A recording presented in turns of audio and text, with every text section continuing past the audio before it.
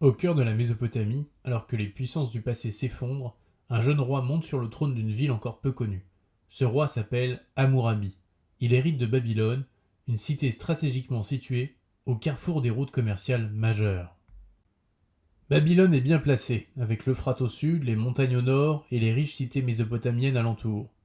Mais malgré cet emplacement stratégique, elle n'est pas encore une capitale impériale. Elle est entourée de rivaux puissants, Eshnouna à l'est, Larsa au sud, et Mari, prospère cité du commerce à l'ouest.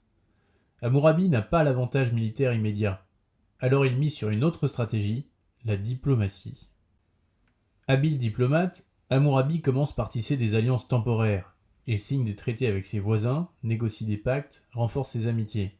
Mais ce n'est qu'un début, car Hammurabi sait que pour construire un empire, il doit attendre le bon moment pour frapper. Un exemple marquant, Hammurabi s'allie à Zimri-Lim, roi de Mari, contre Eshnouna. Ensemble, ils écrasent cet ennemi commun. Mais une fois leur objectif atteint, Hammurabi ne tarde pas à montrer son véritable visage. Zimri-Lim pense avoir trouvé un allié de confiance, mais Hammurabi n'a jamais eu l'intention de partager le pouvoir. Lorsque le moment est venu, Hammurabi se retourne contre Mari. Zimri-Lim est pris de court et Mari, l'une des plus grandes cités de la région, est réduite en cendres sous les coups des armées babyloniennes.